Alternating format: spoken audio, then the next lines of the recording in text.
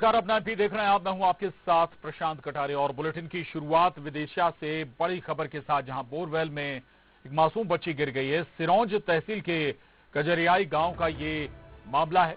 घर के अंदर बने बोरवेल में 2.5 साल की मासूम गिर गई। प्रशासन की टीम मौके पर रवाना हुई है। तो ये बड़ी खबर है विदिशा से, जहां बोरवेल में एक मासूम गिर गई है और 2.5 साल की ये मासूम बताई जा रही है, जो बोरवेल में, घर में बने बोरवेल में जा गिरी है। सिरौंज तहसील के कजरियाई गांव का ये मामला है। दरअसल बोरवेल घर के अंदर ही बना हुआ था, ओपन बोर था ये, और 2.5 साल की मासूम इस बोरवेल में जा गिरी है। लापरवाही, या हम कहें कि इंतहा की हद लापरवाही की। घर के अंदर बना बोरवेल भी खुला था और इसी बोरवेल में मासूम गिर गई है। 2.5 साल की मासूम है ये। प्रशासन की टीम मौके पर के लिए रवाना हो गई। पुलिस, स्थानीय पुलिस जरूर मौके पर पहुंची है।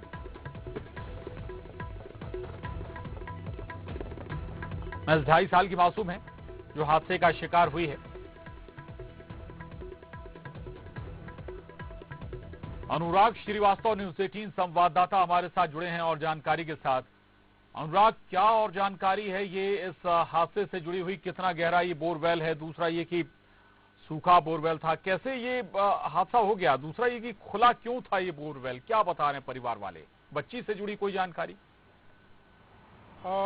देखिए, परिवार वालों की अभी तक जो जानकारी आई है वो कह रहे हैं कि ये काफ़ी पुराना बोरवेल है और काफ़ी लंबे समय से सूखा होने की वजह से इसको छोड़ा गया था। लेकिन सवाल इसी बात को लेकर है कि इसको खुले में क्यों छोड़ा गया। और सुबह की ये घटना बताई जा रही है कि जब 2.5 साल की बच्ची खेलते खेलते बोरवेल के पास पहुंच गई और स्लिप होकर धीरे से वो बोरवेल के अंदर चली गई। और जो गहराई की बात है, अभी तक जो जानकारी मिली है उसके तहत 20 फीट से ज्यादा ये गहरा बोरवेल बताया जा रहा है। और जो बच्ची है वो भी 20 फीट के आसपास फंसे होने की जानकारी निकलकर सामने आ रही है। लेकिन जिला प्रशासन की टीम मौके पर पहुंच गई है प्रशांत, और अब तेजी के साथ रेस्क्यू शुरू किया जा रहा है। सवाल फिर वही है कि हम फिर वही खबर दिखाने को मजबूर हैं कि कैसे 2.5 साल की बच्ची बोरवेल में गिर गई, कैसे फंस गई।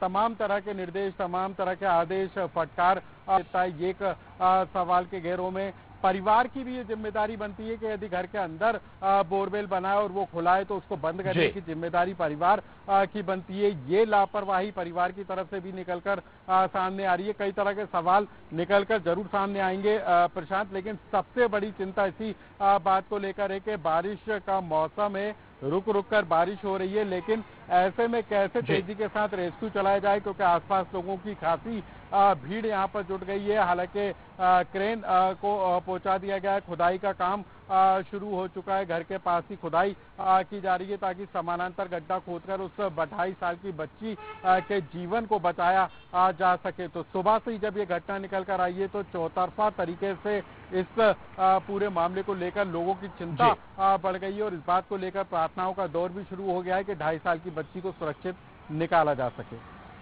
बिल्कुल बिल्कुल, ये वाकई चिंता का सबब है। 2.5 साल की बच्ची जब तक सुरक्षित नहीं निकल आती है तब तक हर किसी की चिंता बरकरार रहेगी अनुराग। लेकिन जो तस्वीरें नजर आ रही हैं जहां पर ये हादसा पेश आया है, आसपास कुछ घर भी नजर आ रहे हैं। स्वाभाविक है कि बस्ती के बीच ये लग रहा है कि बोरवेल है, तो ऐसे में रेस्क्यू ऑपरेशन में भी कुछ चुनौतियां पेश आ सकती हैं। दूसरा ये कि बोर की गहराई ही 20 फीट है या बच्ची वो 20 फीट के आसपास फंसी हुई है? अगर गहराई ज्यादा तो फिर और चिंता का सबब रहेगा कि खुदाई के दौरान और गहराई में ना चली जाए बच्ची। अनुराग।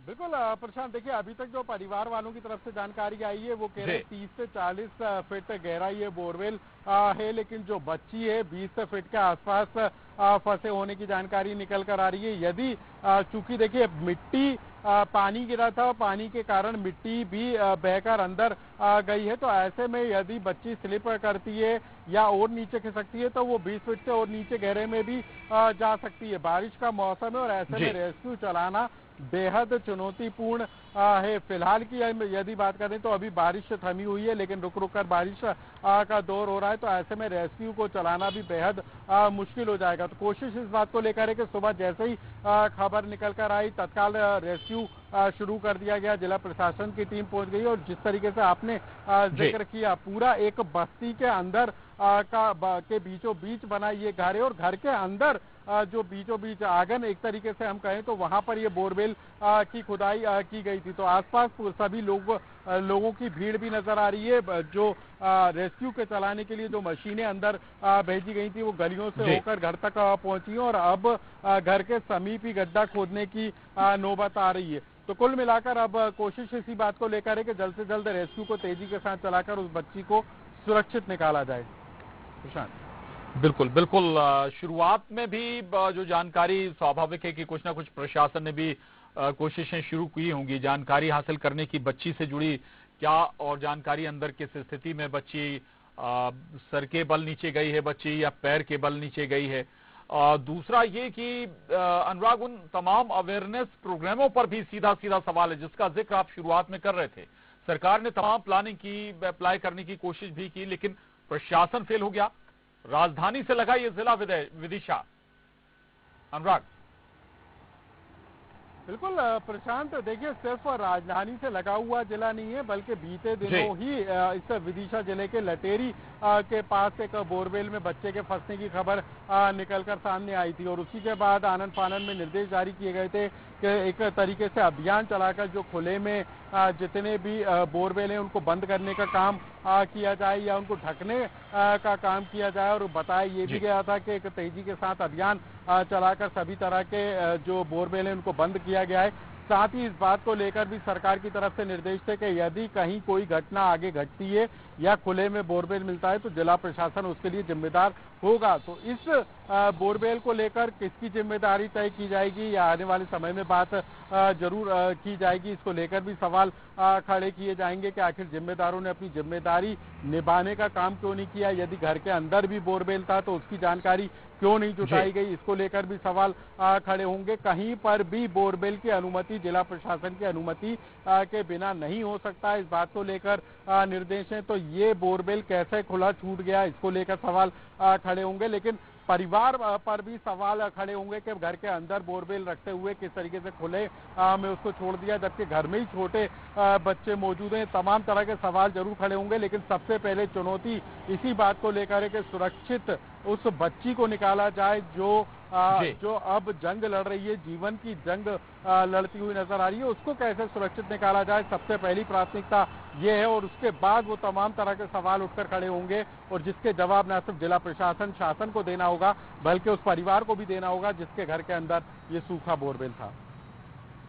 बिल्कुल बिल्कुल अनुराग, जो तस्वीरें अभी तक आई हैं, हम ये कहें जिन तस्वीरों में एक नजर भी आ रहा है कि कोई शख्स पंखे के जरिए हवा अंदर भेजने की कोशिश कर रहा है। स्वाभाविक है कि अब तक कोशिशें शुरू हो गई होंगी ताकि ऑक्सीजन बच्ची तक पहुंच पाए। प्रशासन की टीम भी मौके पर पहुंच चुकी है, रेस्क्यू की कोशिशें भी शुरू हो गई होंगी। ये तस्वीरें भी अब नजर आने लगी हैं, मशीनें भी नजर आने लगी। लेकिन जो तस्वीर सामने आई, घर के अंदर खुला बोर सवाल पैदा करता है। दूसरा ये भी कि भाई अगर वाकई ऐसी स्थिति थी तो बाकी अभी तक हादसे बचे कैसे रहे उस घर के अंदर। बिल्कुल, देखिए तमाम तरह के सवाल उठकर खड़े होंगे कि क्या पहले से बोरवेल बंद था या अभी उसको खोला गया, किन परिस्थितियों में उसको खुला छोड़ा गया। ये तमाम तरह के सवाल उठकर जरूर खड़े होंगे। और यदि आपके घर में कोई छोटी बच्ची या छोटा बच्चा है तो ऐसे में कितना खतरनाक हो सकता है खुले बोरवेल को रखना, ये बात आखिर परिवार वाले क्यों नहीं समझ पाए, इसको लेकर भी सवाल उठेंगे। लेकिन जो शुरुआत की, आप जो तस्वीर की बात कर रहे थे प्रशांत, पहले पंखा लगाकर घर वालों की तरफ से कोशिश की गई थी कि बच्ची यदि नीचे फंसी है तो उस तक हवा पहुंचे, क्योंकि देखिए इस समय जो मौसम है वो बारिश का मौसम है, मिट्टी गीली है और ऐसे में नमी होने। बिल्कुल, यानी कि बस और बिल्कुल जरूरी कि बच्ची तक हवा या ऑक्सीजन भी पहुंच पाए। अपडेट लेते रहिएगा अनुराग, आगे भी आपसे जानकारी लेंगे। शुक्रिया आपका जानकारी के लिए। हेलो, नमस्ते। ये क्या बच्चे का क्या मामला है ये?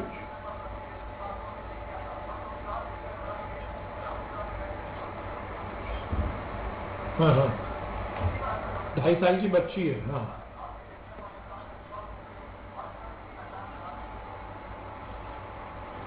हाँ हाँ हाँ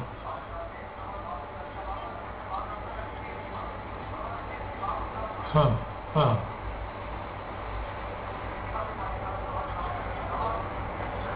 हाँ